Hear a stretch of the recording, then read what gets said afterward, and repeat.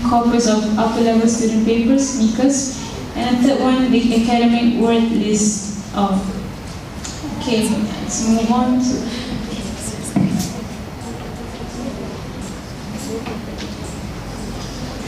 Okay. There's supposed to be a list of past studies about talking about these three corpus. So okay, I'll be touching on BAWE, the British Academic Written English corpus, which have stated by Messi et al. Messi et al. Is one of the scholars. He has. Okay, this corpus is consisting 6.5 million words of student writing, which covering 4 broad disciplinary areas, which is art and humanities, social science, life science, and physical science. Okay.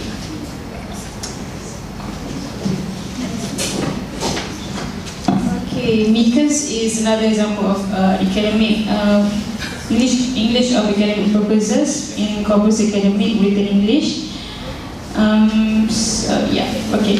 And the third one, the last one is the academic word list, all, which is stated by Coxhead and Beard 2007, which is consisting of approximately 3.5 million words, which covering also a wide range of academic text form, which is on 4 faculty areas, which is arts, commerce, law, and science.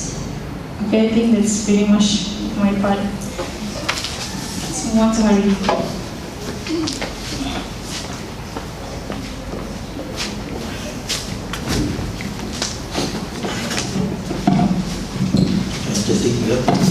So thank you, Adila, for your part. And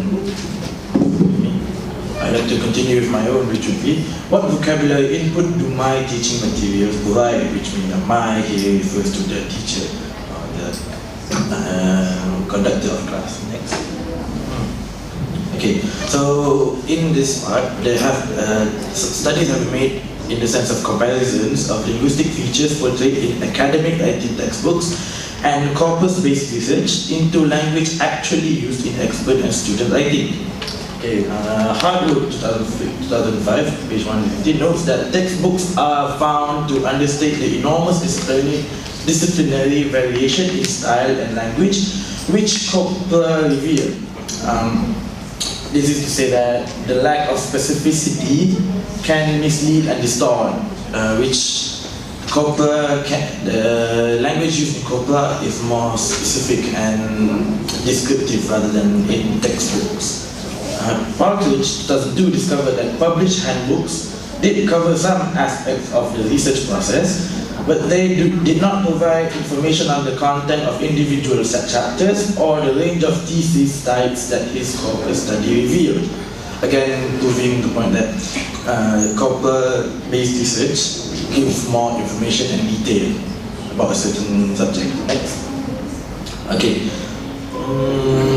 For this, a human guidance is necessary in producing pedagogically useful word lists. And the selection of raw data should be conducted by an EAP teacher.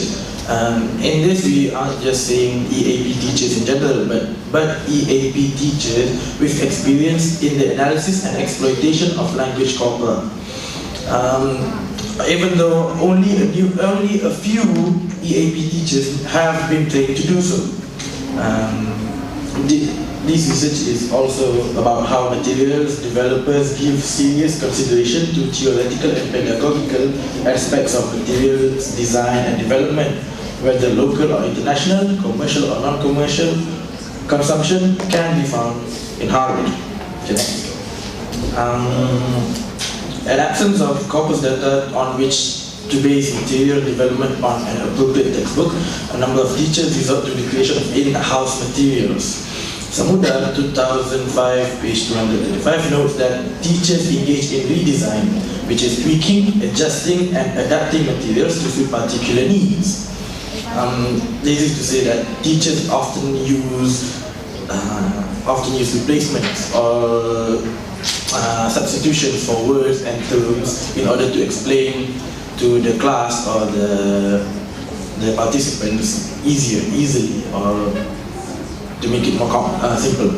A number of in-house materials produced for teaching academic reading and writing, again, teachers. Materials are often piloted, revised, updated, and improved.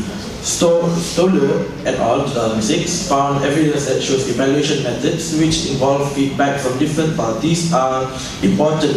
Its materials are to meet the specific needs of students. Okay, next.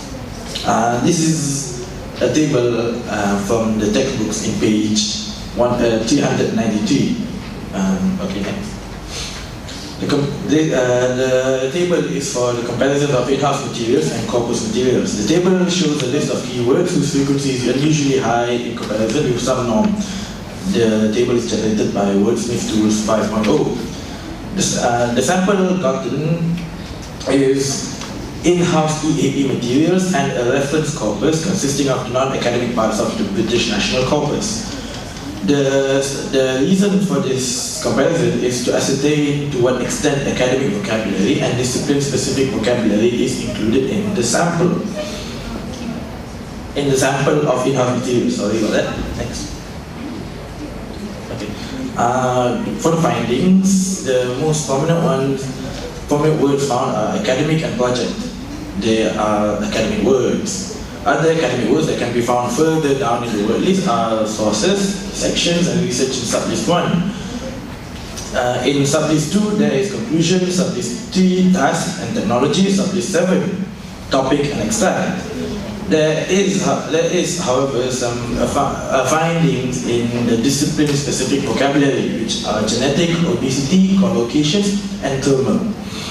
The comparison can lead us to conclude that in-house EAP materials may be suitable for teaching academic vocabulary, but not to learn discipline-specific words and phrases. This is to say that in-house materials can be used to teach in class on the specificity of terms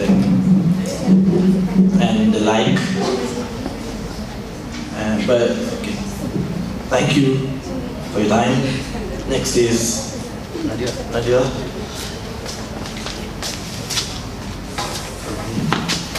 Okay, thank you, Haris. So, for my part, I will present the last chapter, the last part of the chapter, which is what approaches should be used for designing teaching materials. So, in this section, I will further explain what are the possible corpus-based approaches used for teaching vocabulary using word lists and corpuses. So, under this section, we have two possible approaches which can be used in teaching collocation, which is recommended in this part. So, the first one is raising students' awareness of the existence of the frequency of locations, while the other one is teaching process of reading collocations in corpus and as chunks. Okay, so the first approach, we can see that frequency is one of the important criteria used for the selection of particular lexical terms to be taught. A relatively small number of very common terms accounts for the large majority of language we typically encounter. This means that frequency plays an important role in the learner's mind, so that when they know which words is most used in the corpus, they can, it helps them to understand more efficiently. So this type of material provides exposure to multiple examples of the same vocabulary item in context and raises awareness of collocational relationships. As Nation 2001 stated, the importance of multiple encounters with new words in order for students to be able to use these words in writing.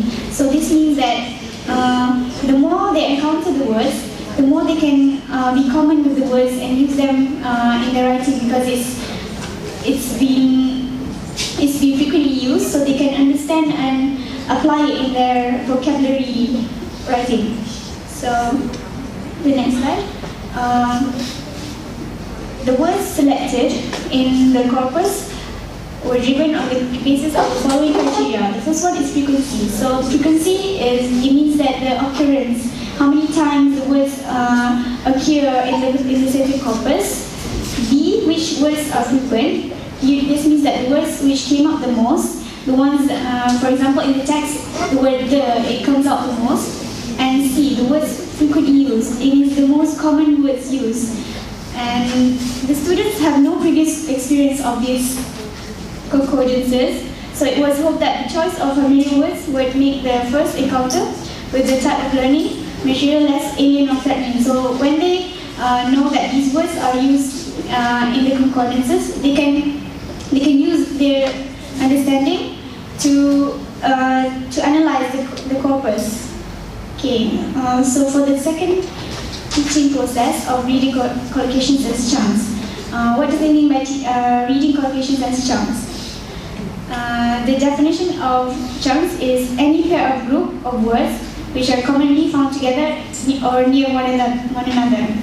So as we all know, collocations, which are assumed to make up 70% of everything we use, read or say, it allows learners to process and produce language at much faster rate. So this means that when reading a collocation, you have to read it chunk by chunk, so that you can be able to analyze and understand it well, other than just analyzing the whole sentence or phrase.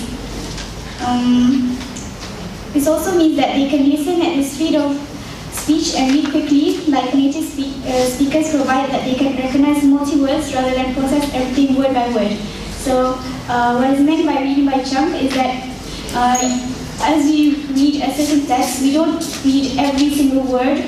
Usually we skip the words and only read the important ones, like the main keywords in the certain corpus.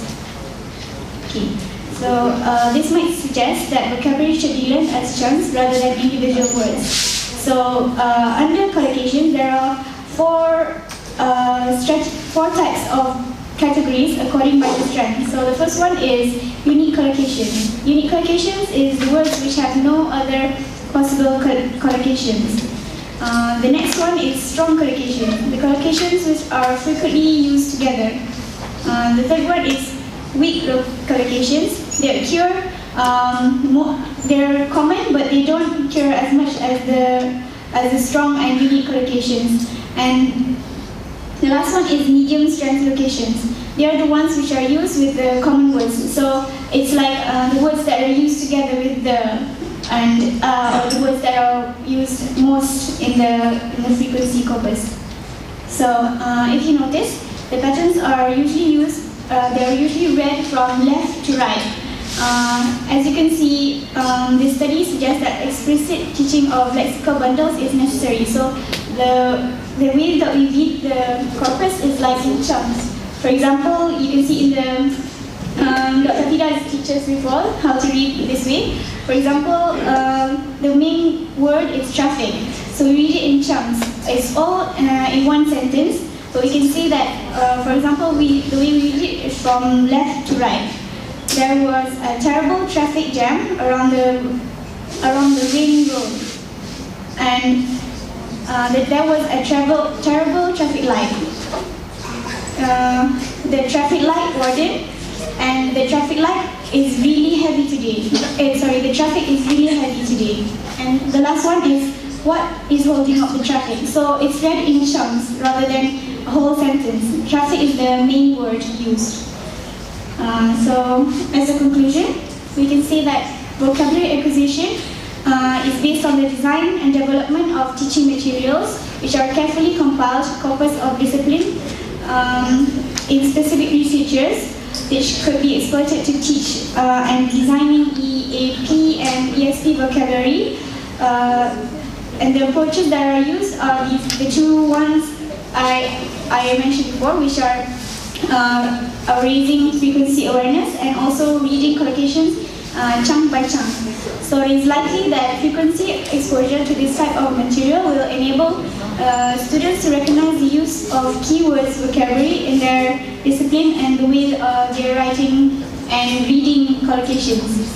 So this type of material provides exposure to the context, which means that these two approaches, there are many approaches, but these two approaches are the ones that are usually used in reading and analyzing corpus, so that students are able to read and analyze corpus text more easily and efficiently. Okay, I think that's all for my part. And okay, thank you.